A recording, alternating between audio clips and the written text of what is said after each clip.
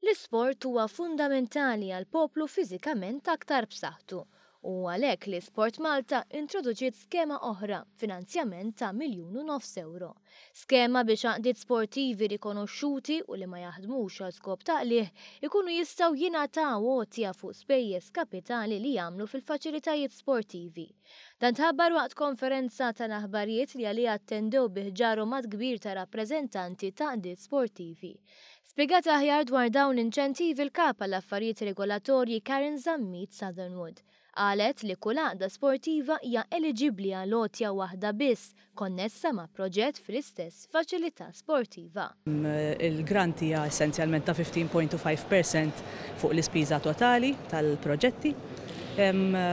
U allura ikunu qegħdin jieħdu lura dawk il-flus once li jippreżentaw ovvjament id-dokumentazzjoni kollha rispettiva.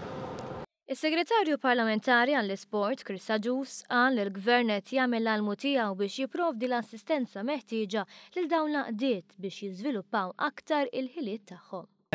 Dini kifet oħra minn numru ta' miżuri li bħala gvern qegħdin nagħmlu sabiex l-isports f'pajjiżna jimxi l qudiem u din torbot ukoll ma' white paper li għadna kif ħriġna ftit ta' ġranet ilu li qegħdin nistennew is-suġġerimenti u l-kummenti sabiex lejn l-aħħar ta' Marzu nkunu nistgħu nvaraw mbagħad abbozz ta' liġi sabiex l-għaqdiet sportivi jkunu jistgħu jikkummerċjalizzaw il-faċilijiet sportivi tagħhom.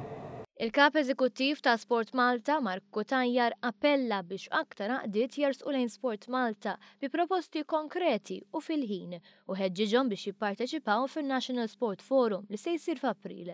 Luciano Busuttil, Chairman ta' Sport Malta, qal li dan huwa eżempju ieħor ta' kif Sport Malta qed iressaq l-iskemi viċin l-amministratur u b'hekk jkompli jikber l-isport f'Malta.